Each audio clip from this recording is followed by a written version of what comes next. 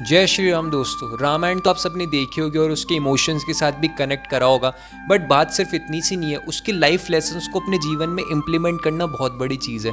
इसलिए हम आपके लिए लेके आ रहे हैं स्पेशल रामायण सीरीज उसके अंदर कवर करें, क्योंकि Ramayan is not a story. Ramayan कोई कहानी नहीं है, एक कथा नहीं है, ये लाइफ लेसन्स और एक फीलिंग है, इमोशंस उस। तो चलिए शुरू करते हैं, अगले एक को महसूस करेंगे, फील करेंगे और बहुत कुछ यहाँ से सीख के जाएंगे। जय श्री राम। अयोध्या की नगरी के अंदर राजा दशरथ जी का शासन था। किसी चीज़ की उनको कमी नहीं थी। उनकी 3 रानियाँ थी, कौशल्या जी, सुमित्रा जी, कैकेयी जी। बट उनको एक चिंता जो सताए जा रही थी बार बार, वो ये थी कि उनकी कोई संतान नहीं थी और उनके वंश को आगे कौन बढ़ाएगा। तो उनकी ये चिंता भी गुरु वशिष्ठ जी ने दूर कर दी। उन्होंने उनको एक उपाय बताया कि आप एक यज्ञ करवाओ, इससे इस यज्ञ के बाद आपको पुत्र प्राप्ति हो जाएगी। तो उन्होंने वो यज्ञ करवाया। यज्ञ के खत्म होने के बाद अग्निदेव प्रकट हुए और अग्निदेव ने खीर दी। खीर दे के उन्होंने बोला कि ये आप अपनी 3 रानियों को दो। परंतु खीर दोनों रानियों जितनी ही थी, कैकेयी जी और कौशल्या जी। तो उन्होंने डिसाइड करा कि अपनी में से आधी खीर सुमित्रा जी को देंगे और इसीलिए उनको ट्विंस भी हुए, लक्ष्मण और शत्रुघ्न। फिर उसके कुछ क्षण बाद ही कौशल्या जी को राम जी हुए और सुमित्रा जी को शत्रुघ्न लक्ष्मण हुए एंड कैकेयी जी को भरत हुए। और उसके बाद जो अयोध्या की नगरी झूमी हर्षो उल्लास से, बिल्कुल राम और उनके भाइयों के स्वागत के अंदर लग गई। हर गली के अंदर जश्न बन रहा था, हर गली के अंदर खुशियाँ थी। राजा दशरथ हर चीज़ दान करे जा रहे थे और कहते हैं ना कि यार भगवान राम जी का जन्म केवल अयोध्या के अंदर ही नहीं बल्कि पूरे संसार के अंदर न्याय और धर्म की स्थापना करने के लिए हुआ था, और ऐसा ही हुआ। और ये तो बस शुरुआत है रामायण की अमर कथा की। जय श्री राम।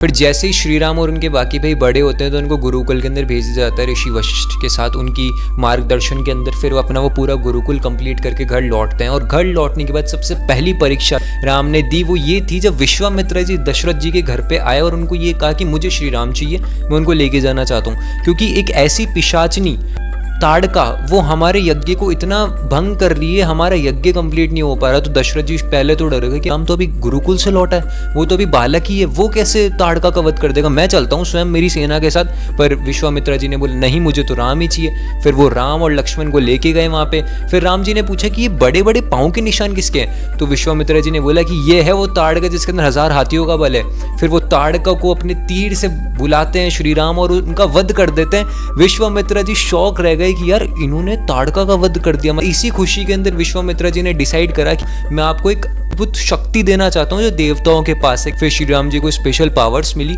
और उसके बाद पूरा जो यज्ञ था ऋषियों का वो कंप्लीट हुआ। उनकी निगरानी के अंदर श्री राम जी लक्ष्मण जी ने पूरा प्रोटेक्शन करा और उसके बाद जो इनकी पहली परीक्षा थी वो सफल हुई। और उसके बाद शुरू होता है सीता स्वयंवर। इसकी बात करेंगे कल। जय श्री राम। कहते हैं ना कि 2 प्रेम करने वाले व्यक्ति कितने ही दूर हो, नियति उन्हें मिला ही देती है। जब ऋषि विश्वामित्र को एक आमंत्रण मिलता है मिथिला नरेश जनक से सीता स्वयंवर का, जहाँ विश्वामित्र जी को बुलाया जाता है और बोला जाता है कि आप आइए, यहाँ पे भव्य समारोह होने वाला है जहाँ पे भगवान शिव का धनुष जो भी भंग करेगा उसका विवाह सीता के साथ होगा। ऋषि विश्वामित्र के साथ उस वक्त राम जी और उनके भाई लक्ष्मण भी मौजूद थे। उन्होंने उनको आग्रह करा कि आप भी चलो मेरे साथ। तो राम ने बोला कि परंतु सीता जिससे प्रेम करेंगी उनके साथ ही तो उनका विवाह होगा, इसके अंदर बल दिखाने की क्या आवश्यकता है। फिर ऋषि विश्वामित्र जी ने बोला कि ये एक परंपरा है राजा जनक की, जिसके अंदर उनके पूर्वजों को एक धनुष मिला है भगवान शिव का। तो उन्होंने एक चुनौती रखी है कि जो भी इस धनुष को उठा के भंग करेगा, नष्ट करेगा, उसका विवाह ही सीता द्वारा होगा, क्योंकि सीता भी कोई एक साधारण नारी नहीं है। तो राम जी मुस्कुराने लगे। फिर वहाँ पे वो स्वयंवर में जाने के बाद बहुत प्रदेशों के राजा आ रखे थे, कई असुर भी आ रखे थे मनुष्य का रूप धारण करके। एक एक करके उठाने लगे। किसी से धनुष हिला भी नहीं, उठ भी नहीं रहा था। 1 आया, 2 आया, 3 आया, 4 आया, 5 आया, 6 आया, किसी से भी धनुष नहीं उठा। और वो राजा जनक के माथे पे एक चिंता का विषय आ गया था कि यार किसी से भी नहीं उठ रहा ये, तो विवाह किसके साथ होगा सीता का। सबने हार मान ली। उसके बाद श्री राम जी आते हैं उस धनुष के पास और जैसे ही वो उसके पास जाते हैं बाकी के राजा, प्रदेश के जितने भी राजा वहाँ पे उपस्थित थे, वो सारा मजाक उड़ाने लगे उनका कि ये बालक क्या उठाएगा, ये तो बालक है यार, इससे क्या ये थोड़ी उठाएगा भगवान शिव का धनुष। वो मजाक उड़ाने लगे। बट श्री राम ने वो धनुष यूं उठाया और उसको भंग करा और राजा जनक के चेहरे पे वो खुशी दिखी, ऋषि विश्वामित्र जी के चेहरे पे वो खुशी दिखी। सबसे महत्वपूर्ण बात यह है कि सीता जी के मन में भी वो खुशी थी। और उसके बाद दोनों का स्वयंवर हुआ जी एंड राम जी एक दूसरे को वरमाला पहना देते हैं। उसके कुछ क्षण बाद ही भगवान परशुराम का आगमन होता है क्रोध के साथ पूरे। और उनका आगमन इसलिए होता है कि उनके आराध्य भगवान शिव का धनुष टूटा है। तो बोला कि किसने मेरे आराध्य का धनुष तोड़ा है, उसकी मृत्यु यहीं पे होगी, मैं उसकी जीवा काट दूंगा, वो ऐसे कहने लगे। इसी बात पे लक्ष्मण जी को गुस्सा आ गया कि मेरे भाई के बारे में कोई ऐसे कैसे कह सकता है। और वो संवाद यहाँ तक पहुंच गया कि लक्ष्मण जी ने वो तीर भी निकाल दिया था दूसरे पे प्रहार करने के लिए। फिर राम जी ने बोला कि लक्ष्मण नहीं, उन्होंने बोला कि मैं तोड़ा है ये धनुष, आप मेरे ऊपर कृपा बरसाना चाहें तो आप बरसा सकते हैं, सजा देना चाहो तो मैं सजा भी ले सकता हूँ, आप मेरी मृत्यु करना चाहते हैं तो भी मुझे निश्चित है। राम जी ने बोला कि भले ही आपने इस राम को नहीं पहचाना हो बट मैंने अपने परशुराम को पहचान लिया। तो परशुराम जी थोड़ी देर शांत हुए और उनको झलक दिखी विष्णु जी की राम जी में, और फिर वो मुस्कुराने लगे। उसके बाद उनके पास भगवान विष्णु का धनुष था, वो उन्होंने राम जी को दिया और बोला कि आप इसको छोड़ो फिर मुझे विश्वास हो जाएगा। तो राम जी ने बोला कि ये धनुष जाएगा तो ये खाली हाथ वापस आ नहीं सकता, आप बताओ मैं किस पे प्रहार करूं, तो मैं आपके जो आने जाने की शक्ति है उसको नष्ट करूं या फिर आपके जो पुण्य आपने कमाए उसको नष्ट करूं। तो भगवान परशुराम ने बोला कि आप मेरे पुण्य को नष्ट कर दो, ताकि जो क्रोध अहंकार जो भी है वो सब नष्ट हो जाएगा। उस दिशा के अंदर श्री राम ने तीर छोड़ा, परशुराम जी को यकीन हुआ और उनके क्रोध और अहंकार भी नष्ट हो गए उसी के साथ। कहीं ना कहीं कहते हैं ना कि यार जब आपको क्रोध और अहंकार आ जाता है तो आपकी कहीं ना कहीं जो शक्तियां भी होती है वो भी थोड़ी सी वीक पड़ने लग जाती है। ऐसी सिचुएशंस के अंदर अगर आप क्रोध करके डिसीजन लोगे तो कभी नहीं हो पाएगा, बट अगर शांत रह के आप कोई डिसीजन लोगे तो आपको आराम से उसका सॉल्यूशन मिल जाएगा। जैसे कि कांच के ग्लास की तरह आजकल रिश्ते यूँ टूट जाते हैं, कुछ पता नहीं चलता किसी दूसरे व्यक्ति के भड़काने से, वैसे ही उस टाइम पे भी माँ और बेटे के रिश्ते में दरार आई थी किसी थर्ड पर्सन के भड़काने से। हुआ ये था कि जब राम सीता का विवाह हुआ तो राजा दशरथ जी ने सोचा कि बाकी के 3 भाइयों का भी विवाह करवा देना चाहिए, तो उनका भी विवाह हो गया। विवाह के बाद भरत और शत्रुघ्न अपने ननिहाल के लिए प्रस्थान करते हैं। उसके बाद राजा दशरथ और उनकी प्रजा ये डिसाइड करती है कि राज्याभिषेक वो श्री राम का करवा देना चाहिए। पूरी प्रजागण सब खुश हो गई थी अनाउंसमेंट सुन के, रानियाँ सारी खुश थी, सारे जने खुश थे। बट एक व्यक्ति जो खुश नहीं था वो थी मंथरा, जो केकई की दासी थी, सेविका थी। तो वो खुश नहीं थे और उन्होंने ये एक बीज बो दिया था कि केकई के अंदर इतना भड़का कि तेरे बेटे को राज्याभिषेक नहीं हो रहा, तेरा बेटा अगला राजा नहीं बन रहा तो तू दासी बन के रह जाएगी। इस लेवल तक का उनको भड़का दिया कि केकई इतना मजबूर हो गई कि उनके 2 वरदान पहले पेंडिंग चल रहे थे, जो राजा दशरथ जी ने उनको बोला था कि तुम अपने 2 वरदान कभी भी मांग सकते हो। उसकी भी अलग स्टोरी अलग सीरियल के अंदर बताएंगे। तो 2 वरदान उन्होंने अभी मांग ली राजा दशरथ के सामने। वो ये थे कि पहला वरदान कि मेरा जो भरत है उसको राजा बनाओ, दूसरा राम को 14 वर्ष का वनवास। ये सुन के राजा दशरथ पूरी तरीके से हिल गए। जब राम जी को ये पता चला और उनको बुलाया कि आप उनको बोला गया, राम जी को बोला कि आपको 14 वर्ष का वनवास करना है और भरत को अगला राजा बनाया जाएगा, तो राम जी तो खुश हो गए कि मेरे छोटे भाई को ये मौका मिल रहा है और मेरे लिए सौभाग्य की बात है कि मैं वन के अंदर जाके बहुत कुछ ज्ञान प्राप्ति कर पाऊंगा। तो राम जी तो बिल्कुल उस लेवल के थे कि वो हर चीज़ में पॉजिटिवनेस ढूंढ लेते थे। पूरी प्रजा के मुख पे एक ही प्रश्न था, क्यों जाना है। और प्रजा इतनी भावुक हो चुकी थी, इतना वो कनेक्ट हो चुकी थी श्री राम से कि जहाँ उनका रथ चलता गया ना महल से बाहर जाने के लिए, वहाँ पीछे पूरी प्रजा चलती रही। और राम जी ने रथ रोका और बोला कि कहाँ आ रहे हो आप हमारे साथ भाई।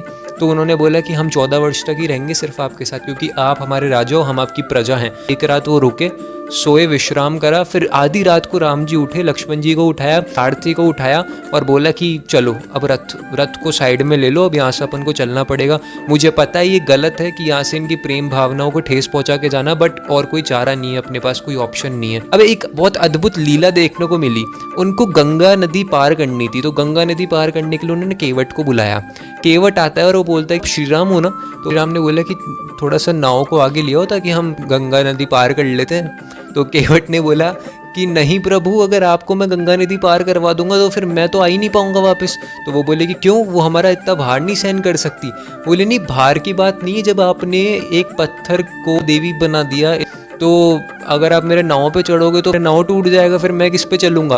तो वो बोले मेरी एक शर्त है, मैं आपको जब ही गंगा नदी पार करवाऊंगा जब मुझे आप अपने चरण अच्छे से धोने दोगे और उसके बाद मैं उसका पानी पीऊँगा, चंडामृत। और अगर मेरी बॉडी के अंदर मुझे कुछ नहीं होता ना तो फिर मैं समझ जाऊँगा कि कोई दिक्कत की बात नहीं, फिर मैं आपको छोड़ दूंगा, नदी पार करवा दूंगा। बट अगर मेरे साथ कुछ होता है तो फिर मैं नदी पार नहीं करवा सकता आपको।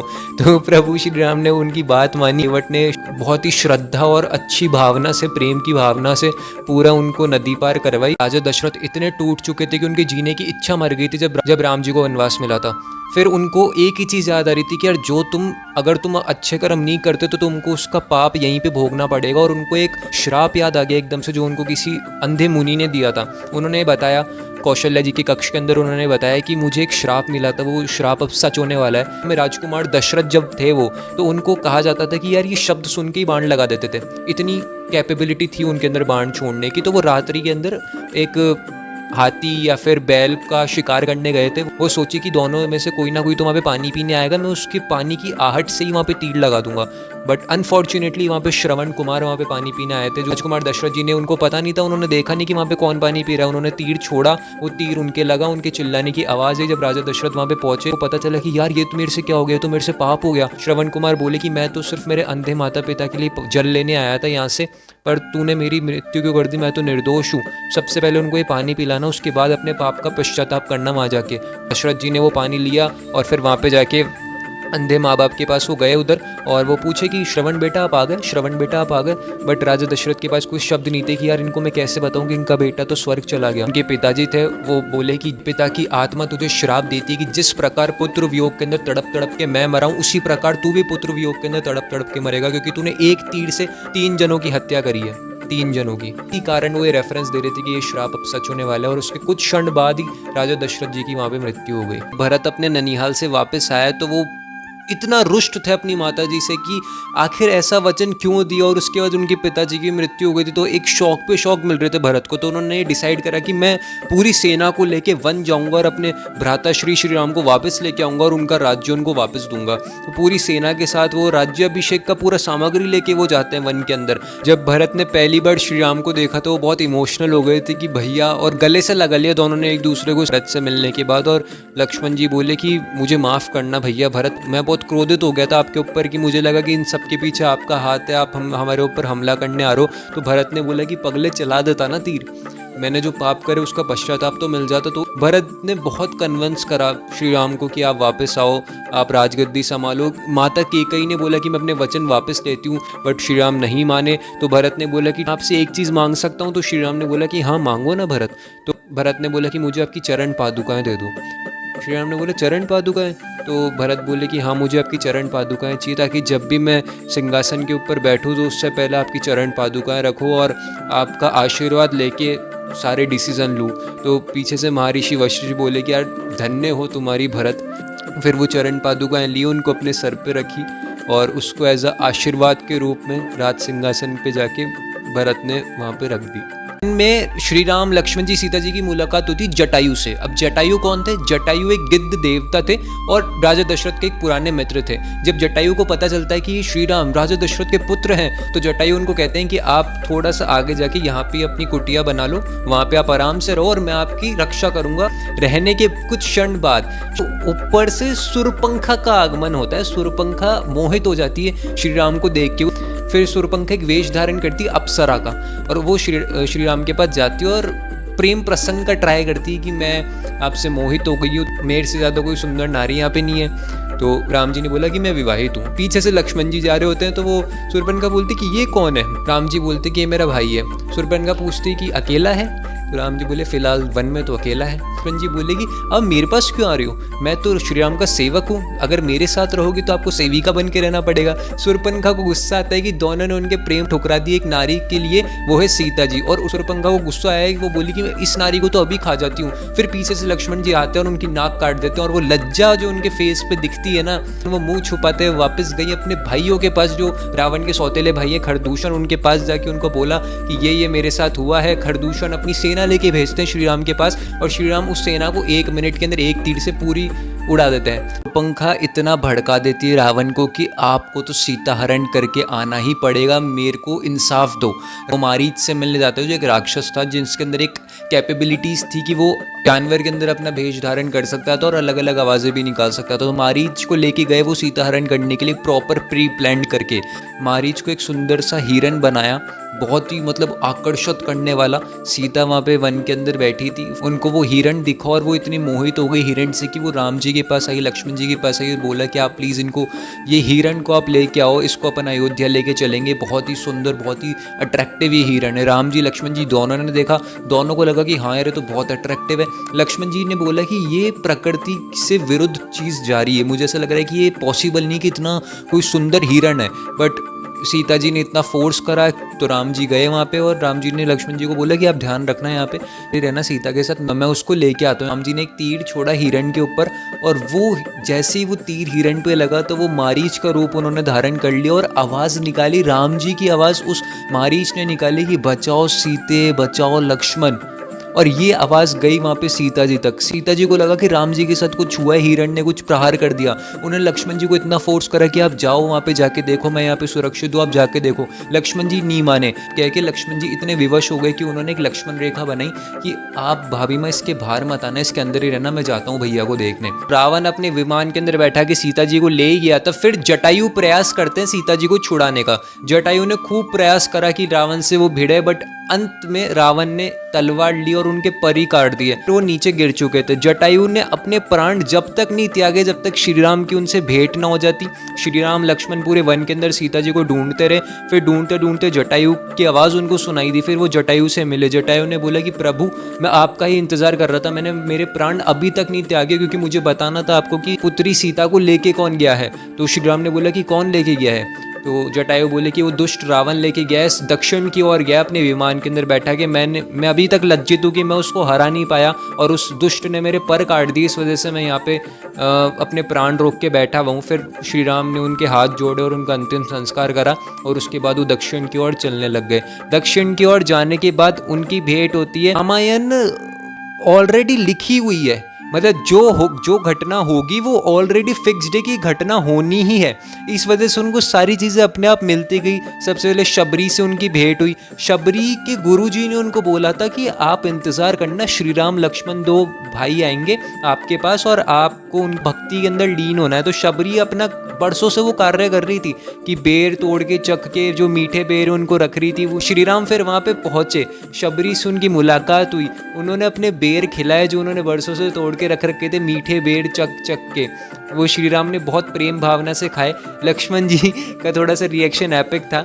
शबरी जी ने ही ये सुग्रीव का पता बताया श्री राम को कि वो आपको उस पहाड़ी पे मिलेंगे, उस पर्वत में मिलेंगे, सुग्रीव से आपकी मित्रता होगी और उसके बाद आप रावण को पराजित कर पाओगे। ये निश्चित रूप से लिखा हुआ है सब कुछ, और श्री राम को भी कहीं ना कहीं अंदर ही अंदर पता है। अब उनकी यात्रा शुरू हो जाती है सुग्रीव से मिलने की। महाराज सुग्रीव पे गुप्तचर उनके पास आता है और बोलता है कि दो व्यक्ति शिमुख पर्वत की तरफ आ रहे हैं, कौन हो सकता है, क्या वो हमारे शत्रु हैं या महाराज बाली ने तो उनको नहीं भेजा। वहाँ पे जामवंत जी और सुग्रीव डिसाइड करते हैं कि हम अपनी तरफ से बहुत ही शक्तिशाली और बुद्धिमान व्यक्ति को भेजते हैं उनका पता जानने के लिए। तो वो हनुमान जी को बोलते हैं कि आप जाओ और उनका पता लगा क्या हो कि इनको भेजा किसने और ये महाराज सुग्रीव को ढूंढ रहे हैं। तो हनुमान जी पंडित का भेष धारण करते हैं और फिर वो जाते हैं उनसे पूछने के लिए कि उनका परिचय क्या है। शुरुआत के अंदर हनुमान जी पहचान नहीं पाए थे कि श्री राम है, तो वो सवाल पूछते गए, संस्कृत बोलते गए। लक्ष्मण जी बोले कि यार आप सिर्फ हमसे प्रश्न ही करते रहोगे या फिर हमको उत्तर भी बताओगे कि ऋषिमुख पर्वत कहाँ है, महाराज सुग्रीव से कब मिल पाएंगे। श्री राम बोले कि चलो आप महाराज सुग्रीव से हमको नहीं मिला सकते तो आप मुझे उनके सेनापति हनुमान से मिलवा दो। तो हनुमान जी को पता था कि भाई वो तो वही है। तो हनुमान जी ने बोला कि ठीक है, आप मुझे ये तो बताओ, आपका परिचय तो दो, आप अपना परिचय दे दोगे तो मैं छुट्टी बजा के हनुमान को बुला दूंगा। फिर दोनों अपना परिचय देते हैं कि मैं अयोध्या से, ये भैया श्री राम है और मैं लक्ष्मण हूँ। और फिर नाम सुनते जैसे उन्होंने श्री राम शब्द सुना, उसके बाद हनुमान जी को पता चल गया कि अरे प्रभु आ गए। हनुमान जी अपने असली रूप के अंदर आए और बोला कि मैं ही हनुमान हूँ, मैं आपको लेके चलता हूँ महाराज सुग्रीव से मिलाने के लिए, आओ मेरे कंधे पे बैठ जाओ। और हनुमान जी आसमान से होते हुए सुग्रीव से मिलाने उनको लेके गए। महाराज सुग्रीव से मिलने के बाद दोनों ने मित्रता कर ली थी, श्री राम और सुग्रीव ने। और फिर श्री राम ने उनसे पूछा कि आखिर ऐसा क्या हुआ कि दोनों भाई की लड़ाई हो गई। सुग्रीव से ये पूछा कि आखिर ऐसा क्या हुआ कि दोनों भाइयों के अंदर इतना क्रोध आ गया और दोनों भाई इतने अलग हो गए, बाली और सुग्रीव। तो सुग्रीव ने बताया कि एक टाइम था, असुरी शक्ति हमारे किष्किंधा नगरी के अंदर आती और महाराज बाली को पुकारती और बोलती कि मैं आपसे युद्ध करना चाहता हूँ। फिर महाराज बाली को क्रोध आ गया कि कौन है वो दुष्ट जो मेरे से युद्ध करना चाहता है। तो सुग्रीव ने बोला कि मैं भी चलता हूँ आपके साथ भ्राताश्री। तो दोनों साथ में गए। तो दोनों भाइयों को देख के वो असुरी शक्ति गुफा के अंदर भाग गई। बाली ने बोला कि मैं आज ये पूरा खत्म करके ही आता हूँ मामला, इसको मैं हरा के आऊँगा, नष्ट करके आऊँगा गुफा के अंदर। बाली ने अंदर जाने से पहले बोला था कि तुम बाहर ध्यान रखना सुग्रीव, कोई आ ना पाए अंदर और तुम बाहर पहरेदारी देना। 1 वर्ष बीत गया और अभी तक महाराज बाली अंदर से बाहर नहीं आए थे, बट एक लहू बाहर आ रहा था, खून बाहर आ रहा था। तो सुग्रीव को लगा कि कहीं ना कहीं उन्होंने अपने भाई को खो दिया है और उस असुरी शक्ति ने उनके भाई को नष्ट कर दिया और हरा दिया, पराजित कर दिया। तो उनको ये लगा कि अंदर उसको मैं बंद कर देता हूँ असुरी शक्ति को, और बाहर से एक पत्थर लेके आए वो बड़ा सारा और उस गुफा को बंद कर दिया। पर हुआ ये बिल्कुल भी नहीं था, महाराज बाली ने उसकी हत्या कर दी थी असुरी शक्ति की, बट ये सुग्रीव को नहीं पता था। तो सुग्रीव वापस लौटे किष्किंधा नगरी के अंदर। तो उनकी प्रजा ने और पूरे सेनापतियों ने डिसाइड करा कि अब किसी को तो राज्य दरबार संभालना पड़ेगा। तो सुग्रीव को महाराज बना दिया गया, उनका राज्याभिषेक हुआ। बाली जब वापस लौटते हैं गुफा से तो वो देखते हैं गुफा के सामने किसी ने पत्थर रख दिया। तो उनको कहीं ना कहीं शंका हो गई थी कि मेरे भाई ने मेरे साथ विश्वासघात तो नहीं कर दिया। तो जैसे तैसे करके उन्होंने पत्थर हटाया और जैसे ही वो दरबार के अंदर पहुंचे किष्किंधा नगरी के अंदर, तो उन्होंने देखा कि भाई राज्याभिषेक हो रहा है यहाँ पे तो सुग्रीव का। वो इतना गुस्सा हो गए कि वो लड़ाई करने लग गए सुग्रीव से। सुग्रीव ने इतना समझाया कि भ्राता मेरा ऐसा कोई मंशा नहीं थी, मुझे ऐसा लगा कि उसने आपको पराजित कर दिया और मैं अपने भाई को खो चुका हूँ। बाली ने किसी की भी नहीं सुनी और उनको नगर से बाहर निकाल दिया। किस तरह से श्री राम ने एक चाल चली और बाली का वध करा, क्योंकि बाली का एक सबसे बड़ा इंपॉर्टेंट आप कह सकते हो अस्त्र ये था कि उसके सामने जो भी आता था ना उसकी आदि शक्ति बाली के पास आ जाती थी, ये उनको वरदान मिला था। तो श्री राम ने सोचा कि मैं बोलता हूँ सुग्रीव को कि ये इसको ललकारे युद्ध के लिए और ये युद्ध करें। तो सुग्रीव को उन्होंने एक पुष्प की माला पहनाई, क्योंकि दोनों भाई एक जैसे दिखते थे और इससे पहले भी एक युद्ध हुआ था। तो सुग्रीव भाग के आ गए थे क्योंकि श्री राम कन्फ्यूज हो गए थे कि मैं बाण किसके ऊपर चलाऊं, दोनों भाई तो सेम लगते हैं। तो दूसरे युद्ध के अंदर उन्होंने बोला, दूसरी बार उन्होंने ये करा कि सुग्रीव को एक पुष्प की माला पहना दी और उनको बोला कि अब तुम बाली को पुकारो युद्ध के लिए। तो दोनों वहाँ पे युद्ध करने लग गए। फिर श्री राम ने जैसे मौके का फायदा उठाया और जिसके गले में माला नहीं थी, मतलब वो बाली था, और उसका उन्होंने वहीं पे वध कर दिया। इस तरह बाली की मृत्यु हो गई और जो राज्याभिषेक है, जो राजगद्दी है, वो किष्किंधा की सुग्रीव को प्राप्त हुई और सुग्रीव को वहाँ पे राजा बना दिया गया। अब इसके बाद सफर शुरू होता है लंका की तरफ प्रवेश करने का पूरी वानर सेना द्वारा। अब वानर सेना ने एक चीज तो पता लगा ली थी कि रावण सीता जी को समुद्र पार करा के लंका के अंदर लेके गया है। अब सवाल ये उठता था कि यार ये 100 योजन समुद्र पार कौन करेगा। फिर जामवंत जी को एक सुझाव आया कि क्यों ना हम हनुमान को भेजें, क्योंकि हनुमान को एक श्राप मिला था कि वो अपनी शक्तियां खुद भूल जाते हैं, उनको पता नहीं रहता उनके पास इतनी अधिक शक्तियां हैं। तो जामवंत जी ने उनको पहले उनकी शक्तियां याद दिलाई कि यार तुम पवन पुत्र हो हनुमान, तुम ये आराम से कार्य कर सकते हो सरलता से। फिर हनुमान जी को कन्विंस करा कि शक्तियां याद दिलाई। फिर हनुमान जी उड़ते हुए पूरा 100 योजन समुद्र पार करके गए लंका के अंदर। उसके बीच में बहुत सारी रुकावटें आई, बहुत सारे असुर आए, पर उन सबका विनाश करते हुए हनुमान जी गए और लंका के प्रवेश द्वार के वहां पे जाके खड़े हो गए। अब उसके बाद उन्होंने एक छोटा सा रूप धारण करा और अंदर के पूरे लंका के राजमहल के अंदर वो घूम के चेक कर रहे थे कि सीता जी कहाँ पे है। जा रहे थे तो उन्होंने देखा कि तुलसी का पौधा लगा है घर के आंगन के अंदर, तो वहां पे रुक गए। ये रावण की नगरी के अंदर ये कौन सा मनुष्य है जो तुलसी का पौधा रख रखा है और श्री राम का गुणगान कर रहा है वो। तो हनुमान जी ने एक ब्राह्मण का वेश धारण करा और उस घर के द्वार के बाहर वो खड़े हो गए और उन्होंने बाहर बोला जय श्री राम जय श्री राम। अंदर से विभीषण बाहर आते हैं जो रावण के छोटे भाई थे। हनुमान जी ने बोला कि मैं तो बाहर से आया हूँ, सोचा कि यहाँ पे थोड़ा टहल के चल जाऊं, बट आप यहाँ पे श्री राम का नाम कैसे ले रहे हो। विभीषण ने बोला कि जब हम 3 भाइयों ने तपस्या करी थी ब्रह्मा जी की, तो सबने अलग अलग वरदान मांगे। दोनों बड़े भाइयों ने शक्तियां मांगी, तो मैंने ये मांगा कि मैं सिर्फ नारायण की भक्ति करता रहूं। तो ब्रह्मा जी ने मुझे कहा कि नारायण जब श्री राम का रूप लेंगे, जब आपका कल्याण होगा, जब तक उनकी भक्ति करते रहो। तो इसलिए उनको पता है कि श्री राम मेरा उनसे मिलन होने वाला है। जी खुद इतने बलशाली थे कि वो पूरी रावण की नगरी को नष्ट कर देवे। जब उनकी सीता जी से वार्तालाप खत्म हुई तो उन्होंने निश्चय करा कि मैं सामने वाला जो शत्रु है उसका बल तो मैं देख लूं कि उनके अंदर कितना बल है। तो अशोक वाटिका के अंदर पूरा तहस नहस वो करने लग गए। फिर धीरे धीरे सूचना रावण के दरबार के अंदर पहुंचती है और जो रावण का पुत्र था अक्षय, वो बोलते कि मैं जाता हूँ उसको नष्ट करने। तो वो भी आते हैं और उसको भी हनुमान जी हरा देते हैं और उसका अंत ही कर देते हैं, स्वर्ग गति उसको प्राप्त कर देते हैं। फिर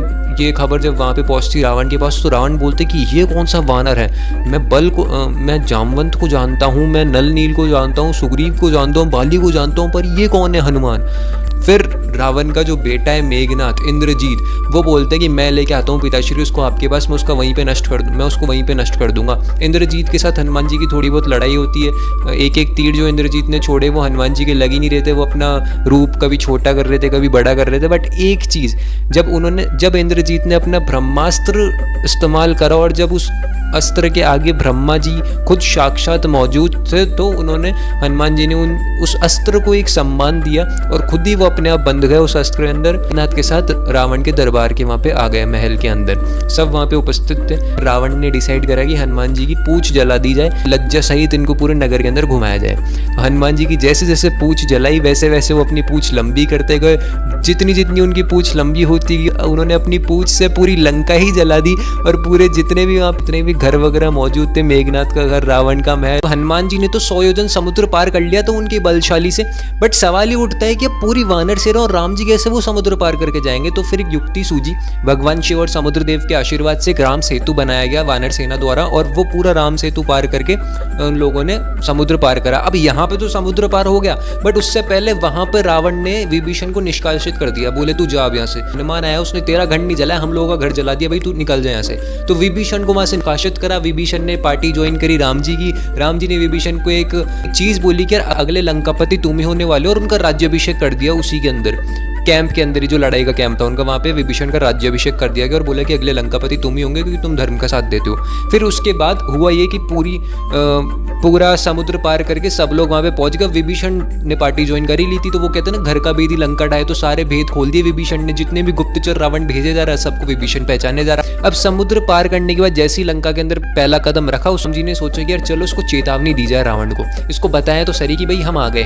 तो राम जी ने एक तीर छोड़ा, रावण के मुकुट पे लगा और मुकुट गिर गया। ये चेतावनी थी रावण को कि भाई हम पधार चुके हैं, अब तेरा अंत निश्चित है। तो ये चेतावनी दी गई। अब उसके बाद अंगद क्या करते हैं वहां पे जाके, वो आपको अगली वीडियो के अंदर पता चलेगा कि अंगद का एक बहुत बड़ा रोल रहा है कहीं ना कहीं। श्री राम ने सोचा कि यार चलो एक मौका और दे देता है रावण को कि यार तू बच जा, तू अपनी हार स्वीकार कर ले, सीता जी को हमको वापस से लौटा दे, तेरे को कुछ नहीं करेंगे हम। तो उन्होंने अंगद को दूत बना के भेजा वहां पे लंका के अंदर, और फिर अंगद वहां पे जाते हैं और बोलते हैं, प्रस्ताव रखते हैं कि भाई शांति प्रस्ताव मैं आपके लिए लेके आया हूँ, हमारे प्रभु ने तय करा है कि आपको एक आखिरी मौका दिया जाए। अब रावण के अंदर वो अहंकार, उसको लगा कि भाई शांति प्रस्ताव लेके आ रहा है, भाई मैं तो युद्ध करूंगा। अंगद बोलते हैं कोई बाहर से गुप्तचर आता है तो आप उसको सीट देते हो बैठने के लिए, आप उसको जगह देते हो। तो रावण ने बोला कि नहीं यहाँ पे ऐसा कुछ नहीं होता। तो अंगद ने अपनी खुद की जगह बना ली, अपनी पूंछ से उन्होंने कुर्सी बना ली और उसके ऊपर वो बैठ गए। अंगद ने बोला कि मैं अब यहाँ पे अपना पैर जमा देता हूँ, अगर किसी भी इंसान ने, किसी भी व्यक्ति सेनापति ने मेरा पैर यहाँ से हटा दिया ना, तो फिर मैं मेरे प्रभु को लेके, श्री राम को लेके वापस चल जाऊंगा, हम हार स्वीकार कर लेंगे। इतना बड़ा कमिटमेंट अंगद ने दे दिया था।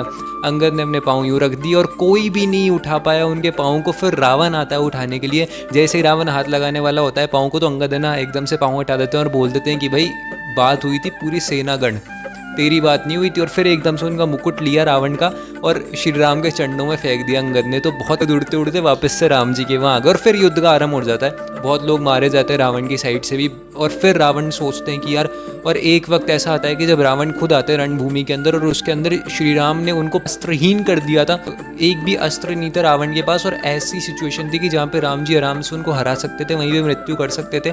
बट राम जी ने बोला कि अगले दिन आना, अस्त्र लेके आना, ऐसे में तेरा अंत नहीं करूंगा। हमको ये तो पता चल गया था कि शत्रु में दम तो है, तो उन्होंने डिसाइड करा अब उनके भाई को जगाया जाए, कुंभकर्ण को।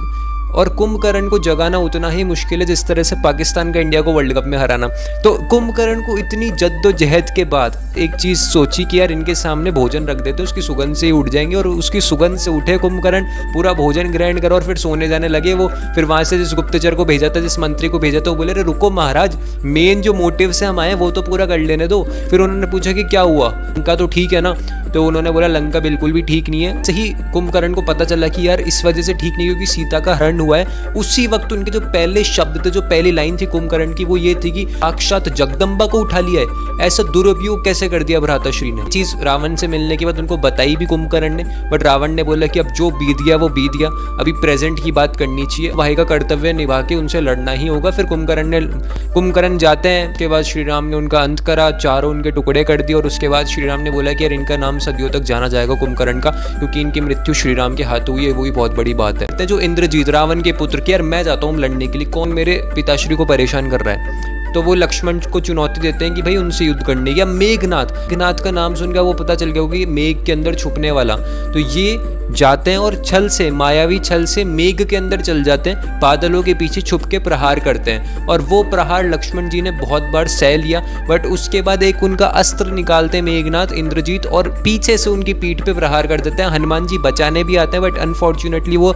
लग चुका होता है और उसके बाद धाराशायी हो जाते हैं लक्ष्मण जी और धरती पे से लेट जाते हैं। मेघनाथ नीचे आते हैं और बोलते हैं कि हट जाओ, मुझे ये साक्षात दरबार के अंदर लेके जाने दो उनको उठा के। बट लक्ष्मण जी स्वयं, जो शेषनाग का रूप है, वो मेघनाथ से नहीं उठे। फिर हनुमान जी ने उनको साइड में करा और फिर हनुमान जी ने लक्ष्मण जी को उठाया और फिर वो राम जी के पास गए। राम जी पूरी तरीके से टूट चुके थे कि यार मेरा भाई इस तरह से तो मैं जिंदा नहीं रह पाऊंगा। फिर उसके बाद हनुमान जी वैद्य को लेके आते हैं, उनसे पता चलता है कि इसका उपाय एक ही है कि संजीवनी बूटी लाना हिमालयन पर्वत से, हिमालय से। और हनुमान जी कार्य करते हैं, क्योंकि देखो असंभव को संभव करना ये सिर्फ हनुमान जी कर सकते हैं। और फिर हनुमान जी ने पूरा कार्य करा, वो हिमालय गए, संजीवनी बूटी का पूरा पहाड़ उठा के लिया है लक्ष्मण जी के लिए और पूरा उन्होंने अपना कर्तव्य निभाया। लक्ष्मण जी ठीक हो जाते हैं बिल्कुल। मेघनाथ ये डिसाइड करते हैं कि उनकी कुलदेवी निकुंभला जी के मंदिर के अंदर वो जाएं और एक यज्ञ करें। उस यज्ञ के बाद उनको एक अजर रथ प्राप्त होगा जिससे वो अमर हो जाएंगे उस रथ से। ये उनको वरदान मिला था ब्रह्मा जी से। अब ये चीज़ विभीषण जी को पता चली, उन्होंने अपने गुप्तचर छोड़ रखे थे वहाँ पे।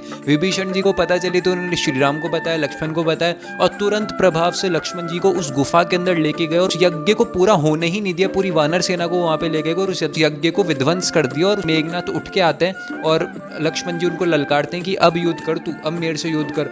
और जैसे युद्ध स्टार्ट होता है तो बार बार मेघनाथ के जितने भी अस्त्र वो छोड़ रहे थे वो सारे परास्त हो रहे थे। तो मेघनाथ ने एकदम से ब्रह्मास्त्र छोड़ा।